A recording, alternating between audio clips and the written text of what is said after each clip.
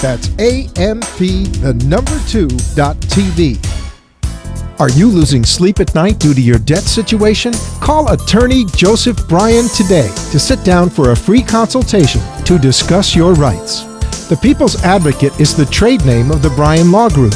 The People's Advocate provides services to individuals and small businesses in bankruptcy, foreclosure, short sales, loan modifications, debt relief, consumer law, and estate planning in the South Florida area. Your initial consultation is free of charge. Proudly serving the South Florida community for over 21 years, Attorney Joseph Bryan will listen to your concerns and discuss options available to you. For more information, please call the People's Advocate at 888-828-9008. That's 888-828-9008. This is Talk 1470. Wwnn. The opinions expressed on the following sponsored program are strictly those of the host, guests, and callers, and not necessarily those of this station, its staff, management, or sponsors. Welcome to the People's Advocate Hour with South Florida Attorney Joseph Bryan. Listen for the next hour as Attorney Joseph Bryan informs you on different legal topics. Whether you are considering bankruptcy or dealing with mortgage or debt issues, Joe can help you. Knowledge is power. Don't fear the unknown. Get answers to your burning legal questions now. So call in and ask Attorney Joseph Bryan to answer your questions. 888-565-1470. And now, here's Attorney Joseph Bryan. Thank you. This is the People's Advocate Hour, and I'm here today to do something a little bit more unique. We will talk about the law. We will talk about laws that you may not want to talk about. We're going to have a special guest here today as well. We're going to have Imad Salem. He is an American patriot, basically an American hero, and his story is pretty interesting. And I think it'll be also very interesting for everybody because everybody keeps on talking about these black flag ops, the government orchestrated that. I've heard that about 9/11. I've heard that about many different things. And we brought in an expert today to discuss and push away some of these weird conspiracy theories and talk about the truth. We're going to go and change the format here today. This is going to be one of those days that you want to call in to Wwnn1470.com. Remember that you can go ahead and send us a requested question on Twitter, and you can call us at 888-565-1470. And this is right before July the 4th, and there's a reason why we're going to have this kind of celebration today, because we're the People's Advocate, and yes, we love America. We really do. We really love America. Now, I don't have a flag behind me today, but I promise you when I come in next time, I will make sure that you see that we are a patriotic program, and most importantly, not just a patriotic program, but that the reason why we talk about the law and we talk about your rights is the People's Advocate believes in the American way, the American dream. There are several Bill of Rights that we have that are part of our Constitution. And it's such a hard thing to change the Constitution of the United States. It's one thing to change a law, like maybe the Patriot Act, which I don't think is very patriotic in its way. I wouldn't call it the Patriot Act, I'd call it the Oversight Act, but just the same. We are patriots in this office, and we love what America stands for. We love the rights that exist in this country, and as an avid traveler all over the world, I've took note of what the difference is between having a constitution with Bill of Rights and having laws that can be amended or abrogated, i.e. you don't get them today, in different countries. I mean, there's a lot of wonderful countries I've been to: Australia, New Zealand, Canada, several Central and South America. I like Colombia. It's a great country. It's a lot better off than it was now. It was then. It's doing really good now. But America is a unique country, and it draws people from around the world for one reason and one reason only: Independence Day. No, but Independence Day is Friday, and I want you to know that I spoil my staff. They are on forced holiday on Friday. They're not allowed to come in the office, but they must be paid. I think that everybody should be given Friday day off with pay. Matter of fact, if they want to go ahead and buy a couple packs of beer or maybe some wine, or if you don't drink wine, then maybe just basically a big turkey. It's a great time to reflect on the greatness of this country. If you've ever had the opportunity to read the Declaration of Independence, it's very, very powerful, and the words cannot be just listened to. You have to read and think about the events that were going on, that there was no true freedom in this country, that there was a monarchy that dictated and chose and made decisions, and you had no rights. And this country was built on people who were striving for happiness, for the pursuit of happiness, in spite of a tyrant whose only concern was his bottom line. Sorry, Queen Elizabeth, but your forefathers were scum. Anyways, the reality is that today I brought in a patriot because I said, let me go ahead and excite the people. And I brought in somebody who came to this country because he loves it. Do you love this country? Of course I do. First, let me take this opportunity to thank you very much for giving me this platform to talk about America and why, as an Egyptian born, I am so proud to be an American. And who is that young man? That young man is Imad Salem. Imad Salem, you may or may not know. If you're a historian, you'd know his name right away. If you're a conspiracy theorist, you would know his name. And if you're a member of the federal government and you work for the CIA or FBI, yes, Imad is here today to talk about things that you guys know about because he's spoken to you many times. He's a friend of the American government. Imad Salem is the one who brought down the 1993 bombers and worked to continue to protect the United States through consulting with and teaching the CIA and FBI for the cadets and some of the more experienced ones, to advise them on errors that he has witnessed, and to once again protect the United States from the evildoers of the world. And I kind of want to talk about first is that he's an immigrant. He's not originally born in this country, are you? No, I was born in Egypt, Cairo, Egypt, in 1950. God, you're old. Kind of. But some people do look better with age, and you have gotten more handsome over the years. Oh, thank you. But that's not my real appearance, to be quite honest. My real appearance is being altered due to security reasons. Excellent, excellent. Well, we don't want them to know what you look like today. So listen, you came to this country, why? Why would you leave Egypt? You were a success story in Egypt. My understanding is you were a lieutenant colonel in the military. Correct. And we all know that a military career, especially at an officer level, it means status, opportunity, and success in your society. That's correct. That's correct. But I think my love to America started in kindergarten when two American teachers were my teachers in American school in the state of Cairo. And they left a great impression on me, the way they were teaching me.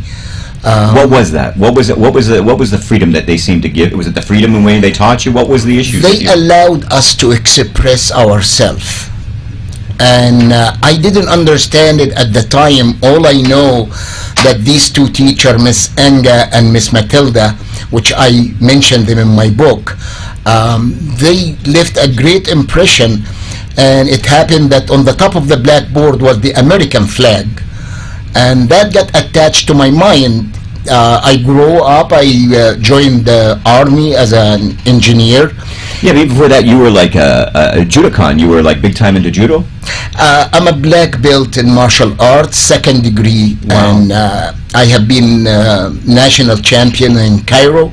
I have been national champion in some of the states in America, but that's under different names because I usually live under assumed identity. Actually, I'm living now under my... You're hard to follow?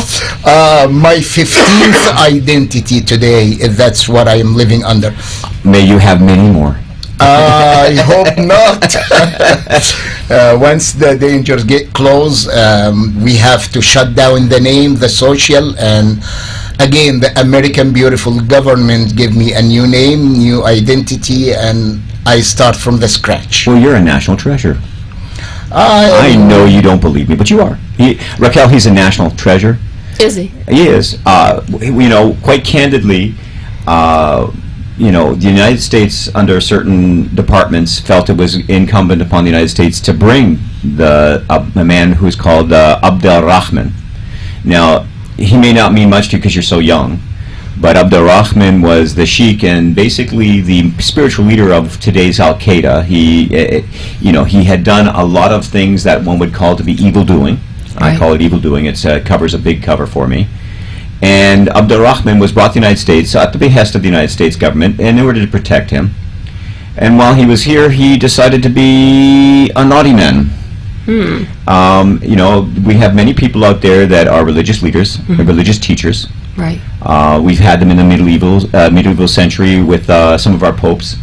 And in modern day today, we have certain religious leaders who are scholars in Islam, which is the study of the Muslim religion. And they come to the United States. And you actually became quite close to this guy named Abdel Rahman. Yeah, the blind sheikh. He is known in United States as the blind sheikh. And where is he today?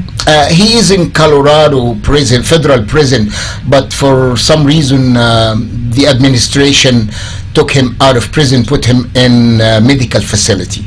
Well, he's not young.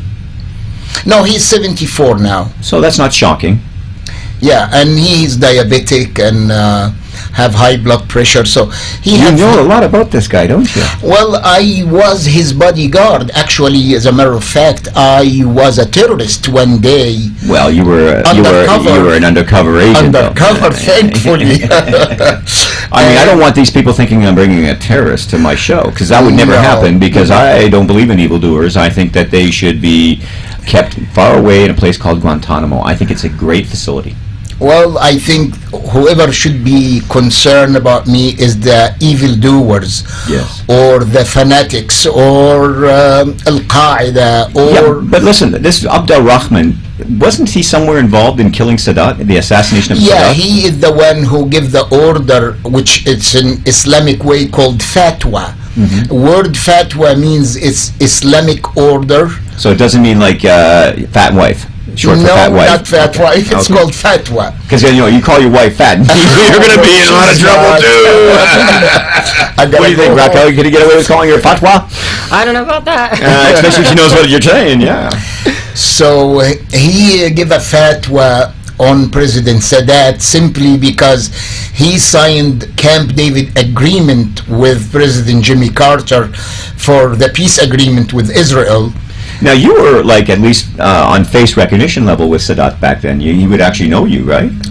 He would not know me, but I know him because as a military officer, at the day of President Sadat's assassination, I was on rank major in the Egyptian army, and I was among the troops around the parade, which President Sadat got assassinated at. Now, somebody that probably was around when you were in the military, General Sisi, who's now President Sisi, is that somebody that you would actually know if you saw him, or not really at this point? No, at that time, I never heard of him. I think he came on the screen lately after the Egyptian revolutions in January.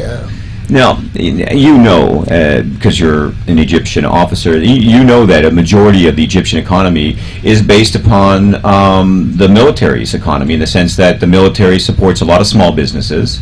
The economy is economics, like some of the banking for the mini loans, the kind of tiny loans that opens up small businesses. My understanding is that the military is heavily involved in financing small business in Egypt. Is that true?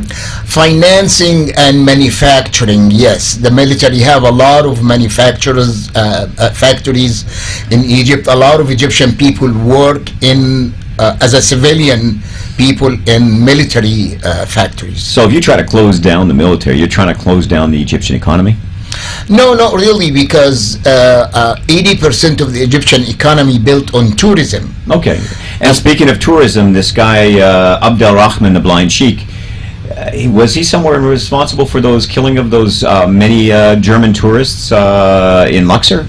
Yes, he gave a fatwa. He was in Colorado federal prison, maximum security, and unfortunately he used his attorney, Lynn Stewart, to leak his message through press interviews.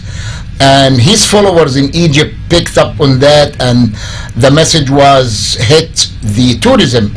And sadly, there is 63 Swiss national on Egypt. They were visiting Luxor. Oh, so they weren't German, they were Swiss German. They were Swiss German. Ah. And unfortunately, they are all got killed, and after they got killed, they got cut with knives, and they stuck in their wounds messages to free the blind sheikh, or you're going to be paying hefty price.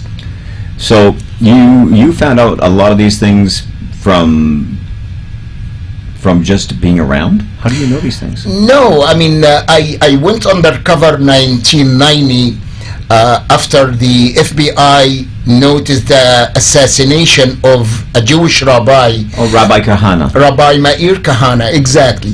And the FBI didn't have that much of insight, and they approached me after I had done some cases for the feds against the Russian. I was employed in a hotel in Manhattan in New York, and there is some Russian people who were in my hotel. I was approached by Special Agent Nancy Floyd. Now, she's still around today. What does she do? She's retired at this time. Okay, so would she retire from the FBI? She's retired last year from the FBI, and she was in the Russian squad, counterterrorism Russian squad of New York, and she came and asked my assistance to give her a background about these Russian people. And that's when I had the opportunity to give back to America. Why do you feel that need to? I love America since childhood, as I explained in the beginning of our discussion. Right, but you actually kind of retired from the military. Correct. Now, with that are all those benefits. There's a lot of benefits that you get by staying in. That you Correct. Kind of like, and you picked up yourself and you moved to New York. Yes. Why? Because unfortunately at that time there was so many human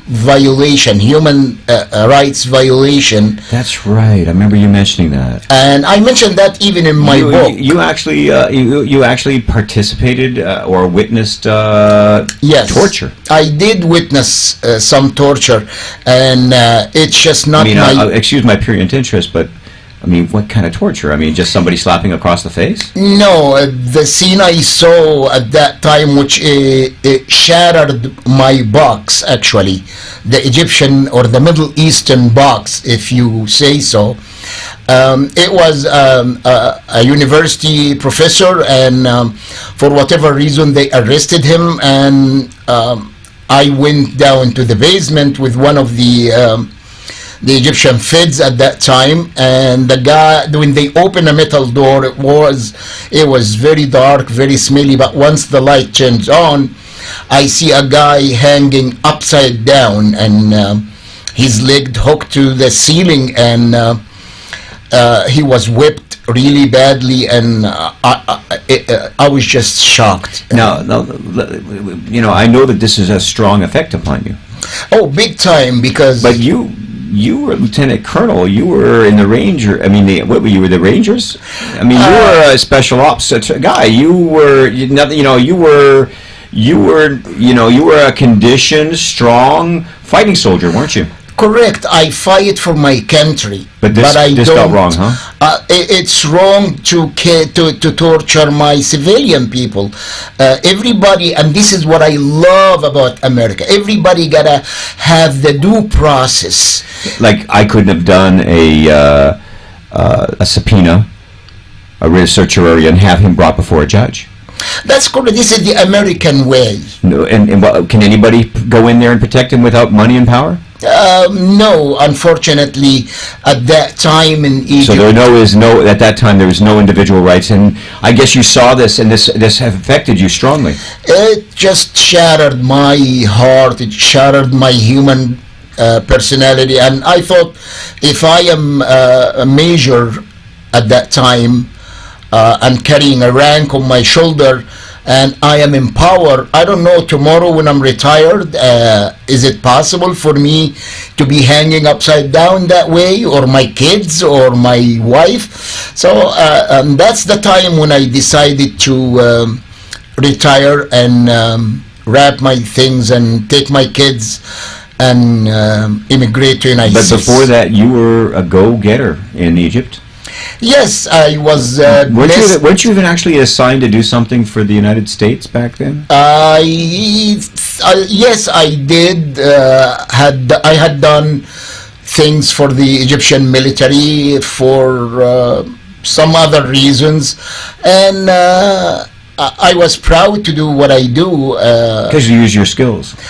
You use your training. I am blessed with my skills. I am blessed to be able to go among Al-Qaeda and to act as terrorist, and that's what I mentioned, but I was a terrorist but undercover, and make them think and believe that I'm an evil doer. Because you understood them.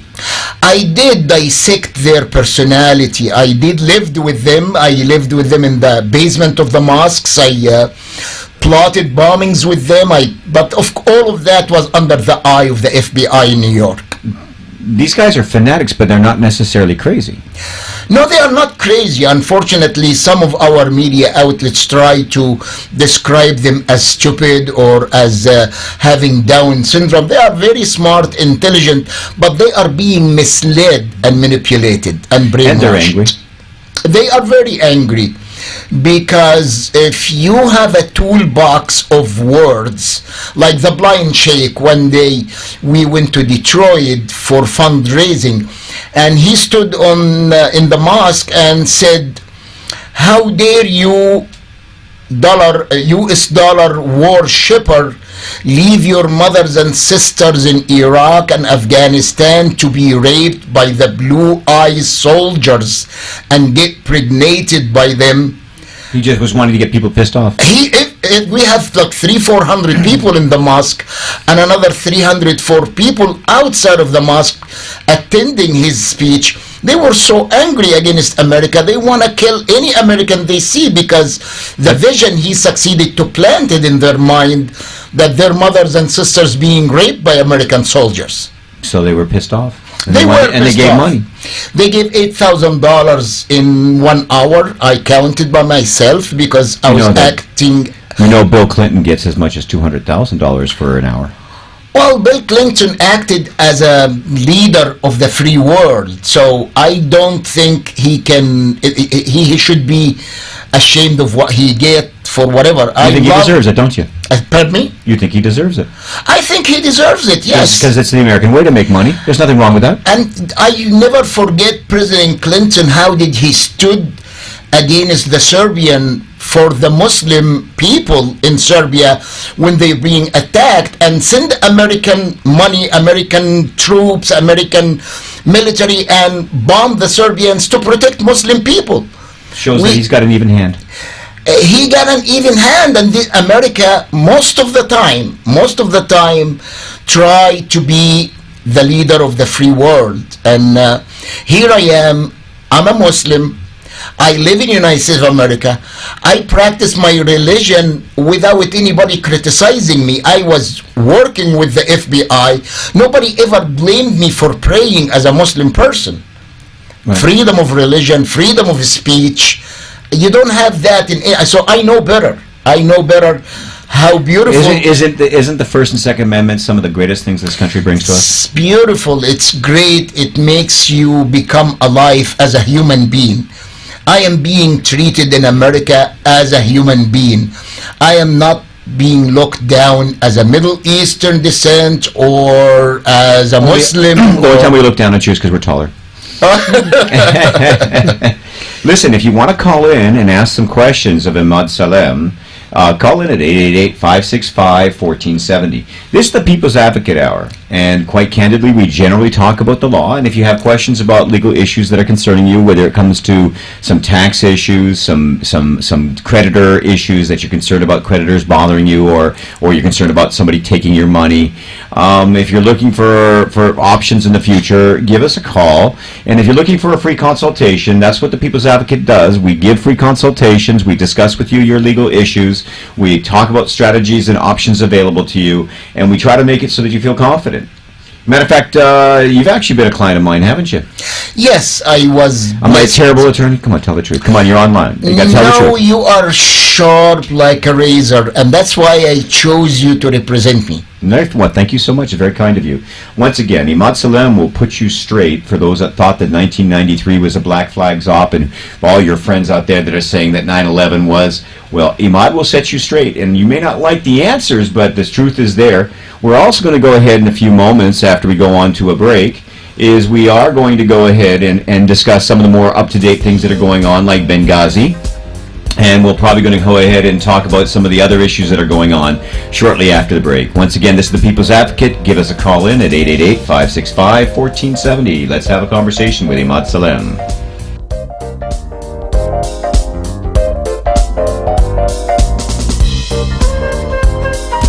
Are you losing sleep at night due to your debt situation? Call attorney Joseph Bryan today to sit down for a free consultation to discuss your rights. The People's Advocate is the trade name of the Bryan Law Group. The People's Advocate provides services to individuals and small businesses in bankruptcy, foreclosure, short sales, loan modifications, debt relief, consumer law, and estate planning in the South Florida area.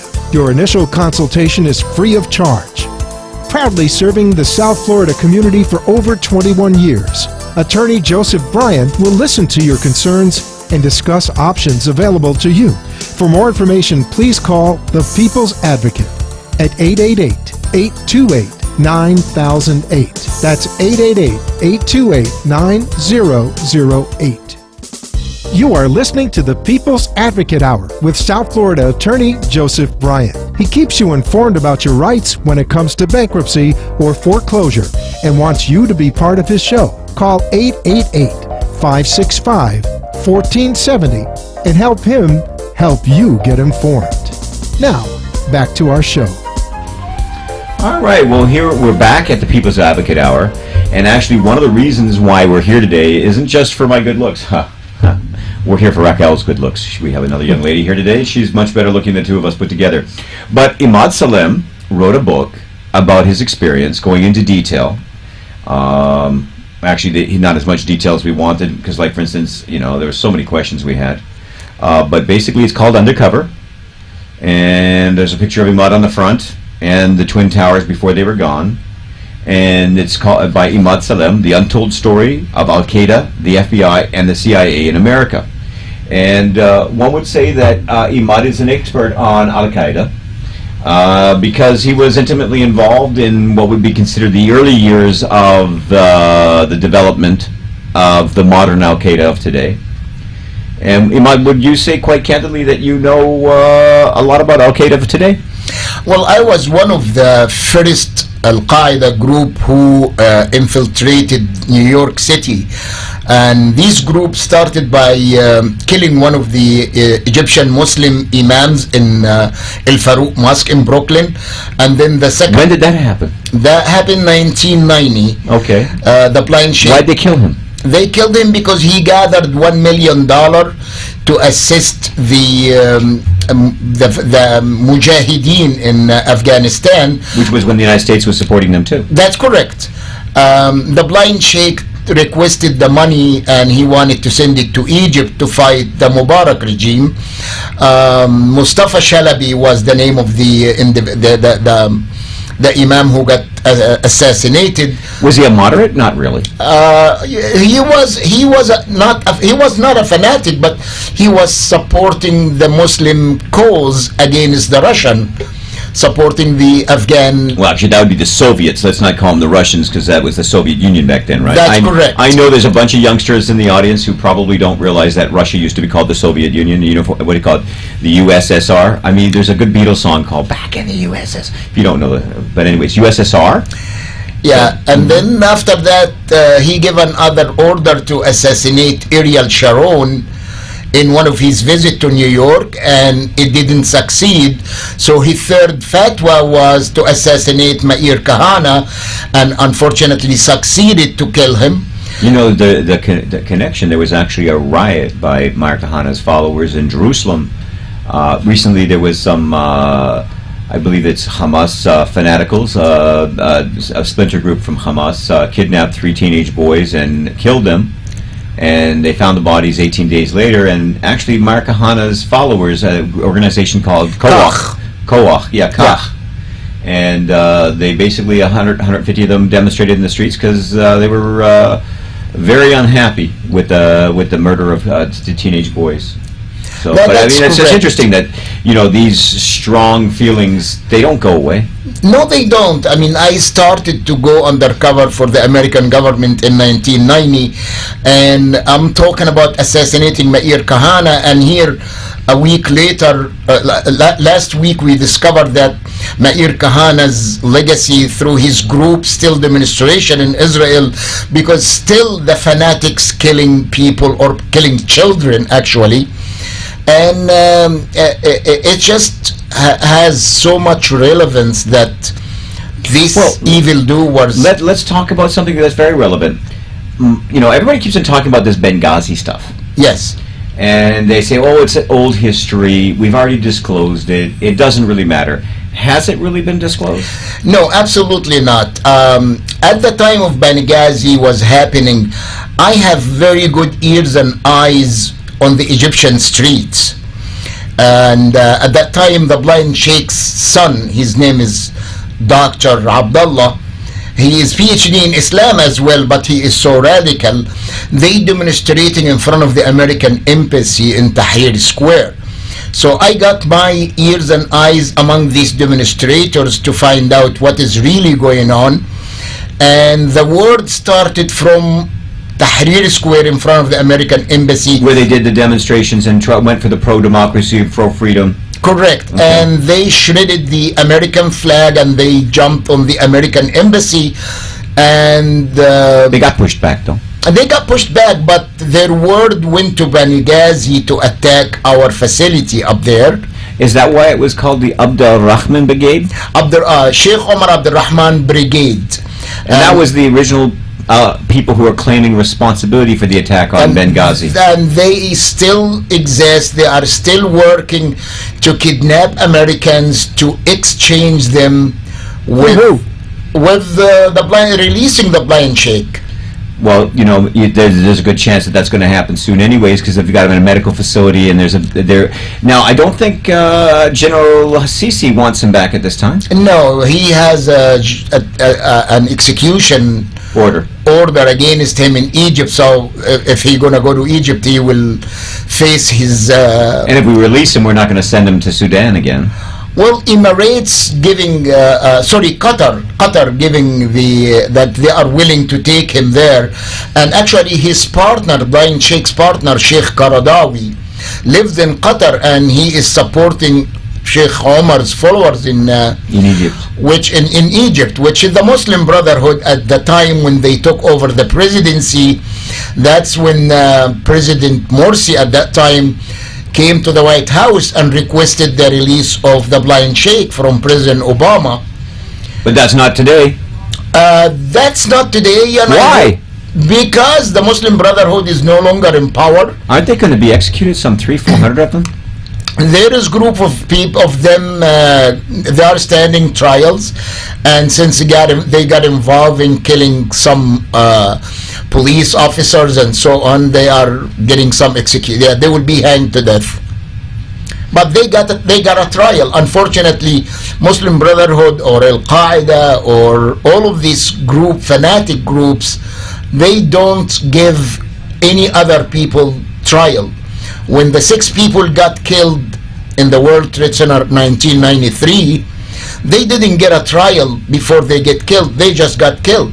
When we have 3,000 people, American people, got demolished and evaporated in the Second World Trade Center, they didn't get a trial. But the goodness of America, the goodness of the American government, that even the guy who killed our ambassador, when we bring him over here, we read him his Miranda rights. And he'll get a trial. And he will get a trial. So how beautiful this country is. That it shows that much respect for the individual human being. Human rights. God bless the American way. Absolutely. Although there are a lot of Americans who would like to just go ahead and take care of this in a real short to-do, like, a little sideshow, like, you know what I'm saying? I understand, but again... That's not the American way. It is not the American way. And we may not like that, but that's the American way. Country who can respect the law. That's why you're here, isn't it? Absolutely. I am proud to be an American. Why? Because it's the greatest country on the planet. It is the strongest, it is the best, it is the greatest country on the planet. Maybe sometimes some mistakes happen with different administrations, but the bottom line, we always send help to Africa. We always send our troops. Here is Iraq. We're going to bail them out again and sending our money, our soldiers, our resources to help people. And they are Sunni people, Muslim people. Now, matter of fact, speaking about Iraq, ISIS has been taking over the middle range of the country, where it's mainly the Sunni neighborhoods. They've tried elsewhere, but ultimately they're going to take over the Sunni neighborhoods up to the Jordanian border, up to the Saudi border, up to the Syrian border. And they've just recently said that they're going to institute Sharia law. What is Sharia law? And are they talking about Sharia law that you're talking about? Or what is Sharia law? Sharia law is Islamic law, and it's being taken out, part of it out of the Quran, and the other part out of the Sunnah. And Sunnah is what Prophet Muhammad talked about. And so an oral law. Exactly. And there is so many Sunnah, it's not been documented accurately because just it's a word of mouth. So therefore it can be twisted to make a trap for fools. And that is why when we talk about Sharia law, we have to be careful. What are we applying from Sharia law?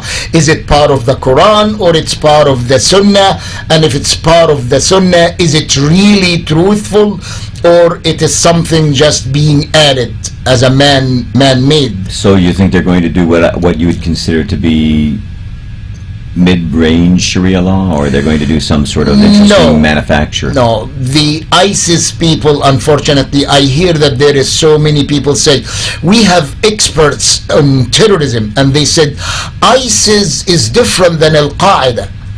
Al-Qaeda is the name of a place called Al-Qaeda, and that place bring fanatics to become terrorists, to go kill people. I'm a color blind, I am faith blind, I'm a nationality blind. I live with people. I don't see your faith, I don't see your nationality. These people, if you're not a Muslim, then you deserve to be killed. If you have blue eyes, then you're an evil and you deserve to be killed. I think blue eyes are pretty. Well, that's something hopefully your girlfriend gotta talk about, not me. Oh, there you go. That's right. It's okay. I have blue eyes, and obviously ISIS is not going to find me in favor because I'm not going to agree to their interpretation of Sharia law, because my understanding is it's fanatical. They are a group of fanatic people. They are part of Al-Qaeda, which was in Afghanistan one day, and then they went to Sinai when the Muslim Brotherhood became in charge. They halfway supported by Hamas. Now, are these Shia or these are Sunnis? No, they are Sunnis, and unfortunately, it was a wrong and mistake that we put al-Malki in charge of the Iraqi government, and al-Malki is Shi'i. So we thought because we helped him to maintain presidency in Iraq, that he will be loyal to America. But sadly, his loyalty falls to the mullahs in Iran, which they are Shias, and that comes to backfire against the Sunnis, and the Sunnis going to retaliate. The Sunnis aren't just killing Shia; they're killing themselves. They are aren't killing everybody. Just anybody that looks funny at them. Absolutely. So no jokes. I can't make jokes over Especially there. people with blue eyes. I'm just kidding. And no jokes, right? I can make no jokes. You know. So You know how a radical goes out on a date with another radical chick? Not really. He has to wear one of those big black outfits so that he can't tell, because he's not married to her. He can't be with her, right? So he has to dress up like a woman to be with a woman. I mean, if he gets caught out there with what he call it, they could get killed, right? Yes, definitely. And that's radical. It is radical. They allow themselves to be judge and executioner. Right. And I don't think that's correct. I don't think it's right. Now, let me ask you another thing. I mean, I know this is kind of weird, and we're kind of running out of time, but I want to throw out a few things that I've heard or read. Do you know about the instant marriages in Iran? Yes. Because, they don't believe in non-marital sex. That's correct. So they're doing what they do is they pay a bride price, and they get married for a weekend or 2 weeks, and then they divorce. Well, not necessarily they divorce. It's called the Urfi marriage. Mm-hmm. And the Urfi marriage is Qabul wa Ijab and a witness. Means the man has to ask the bride her acceptance, and the bride accept him as a husband, and 2 witnesses to witness that, then she is his wife, and they can stay in hiding that way, but they are husband and wife, right? Because it's not allowed to have a girlfriend. I never had a girlfriend in my life. Now you're a married man. I am married. I always maintain to be married. Thank God, my wife, we have been together with God's blessing for 25 years now. She put up with you for 25 years. Oh, God bless her. That's why she's going to go straight to heaven. Maybe she can drag you along. I hope so. So Benghazi was run by the Muslim Brotherhood, which is Al-Qaeda anyways. Exactly. You can't separate these groups, because Al-Qaeda just means a philosophy. And the Muslim Brotherhood is one financial direction. ISIS is another financial direction. Now, I understand that ISIS is being funded by the Saudis and by the Qatars and by the Gulf Emirates.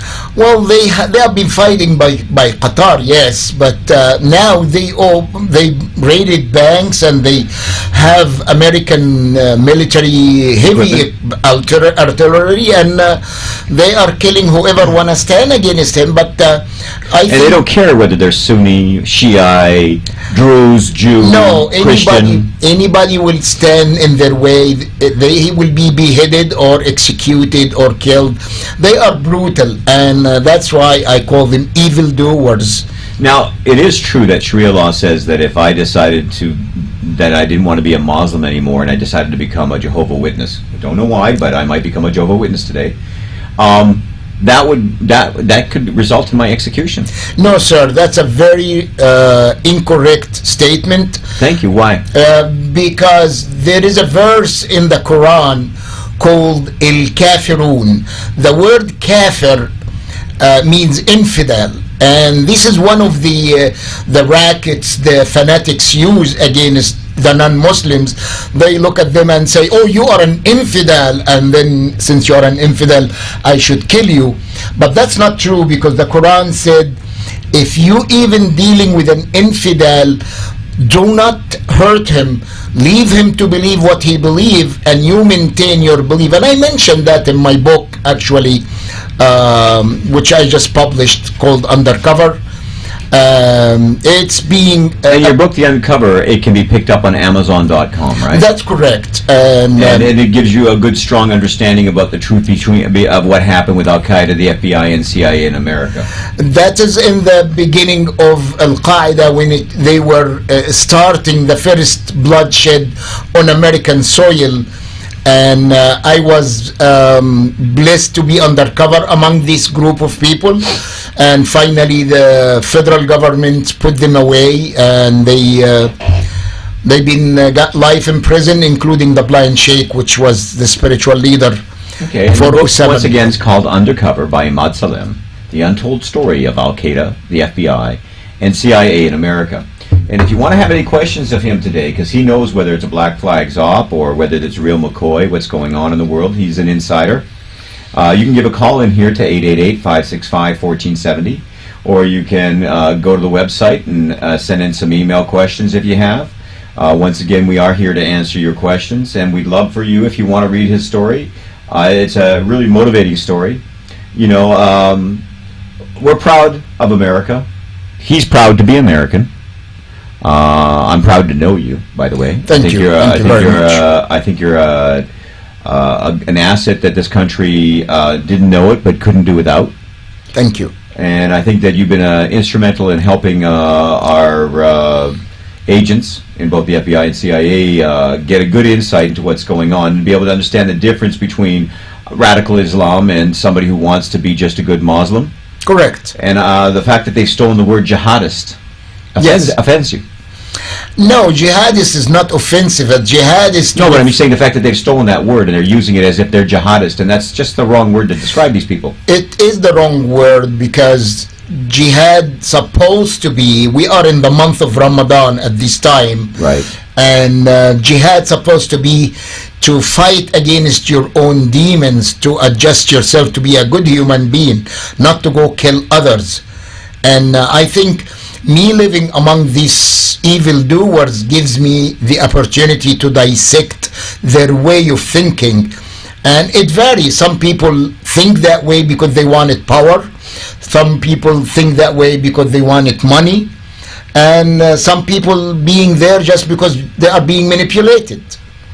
And some people just are evil to the bone. That's correct.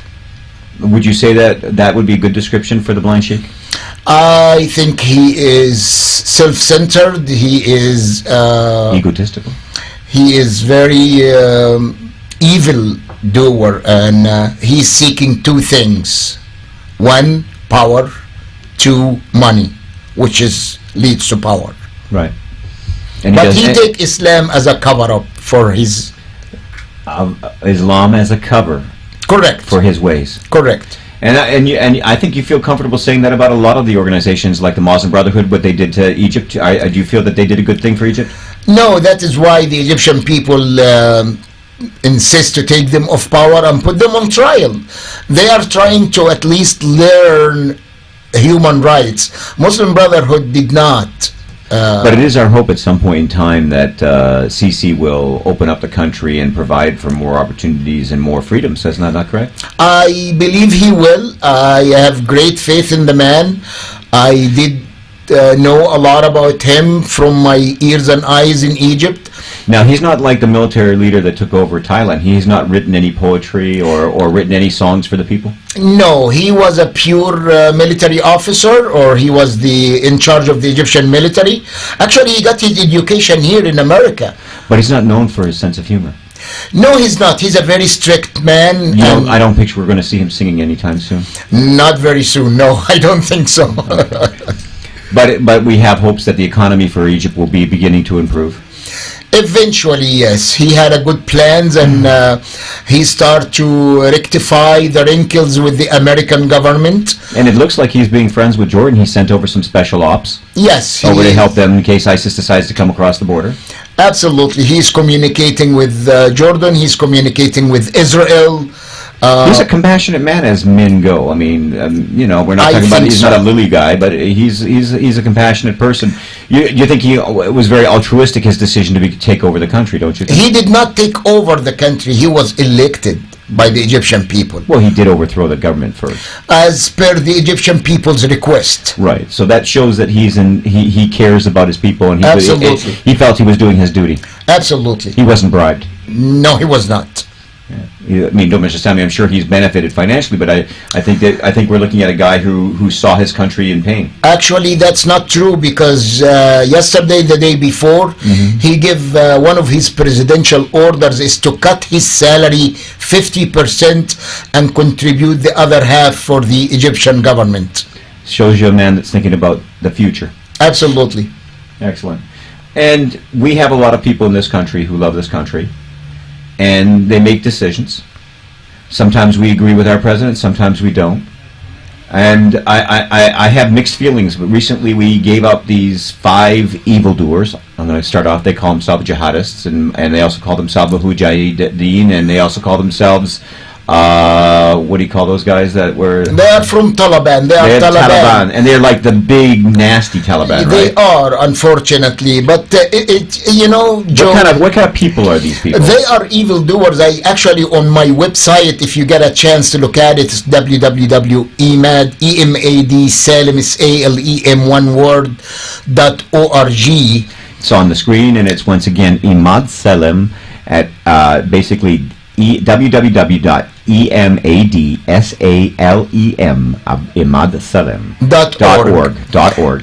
You will see these 5 people, and one of them beheaded 5 people, and he's lining up 5 heads in front of him and holding the knife full of blood. I have his picture on my website. And this is one of the guys we let go for one soldier.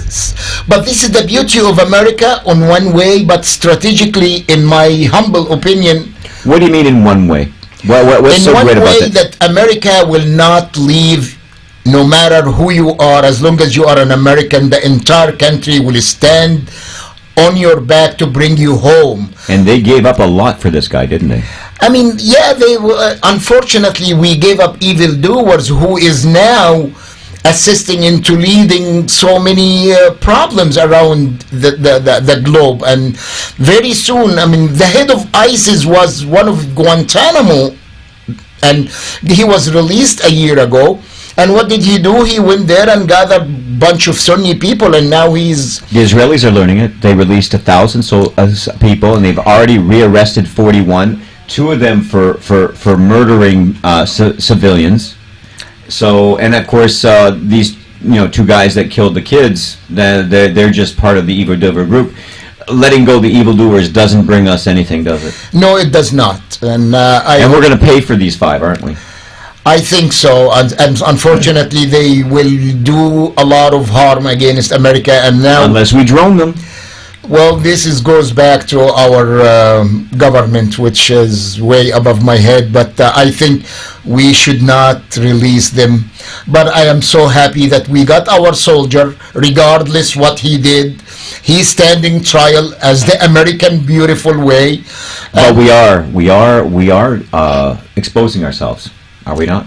Sometimes, yes, we are, and we need to learn more, and we need to understand more the fanatic mentality. We need to educate the masses so that they get an alternative opportunity to see the world they live in. Don't you agree? I had the opportunity to walk the walk and talk the talk and live among these evildoers and put them away, thank God. Anyways, this is www.1470.com. Excuse me, that's WNN 1470. We're on the dial. This was an alternative show today. We changed our format. Call us in again next time at 888-565-1470. This is Joseph Bryan, the People's Advocate. If you want a free consultation, come on down and see us in Hollywood at 954-320-6940. Peoplesadvocate.com is our website. Once again, be proud to be an American, and if you're not an American, be proud to be where you are, because here you have rights. That's why they're running from Central America coming here, because here's where the best country in the world is, the United States of America. God bless, and look forward to seeing you guys having fun on July the 4th.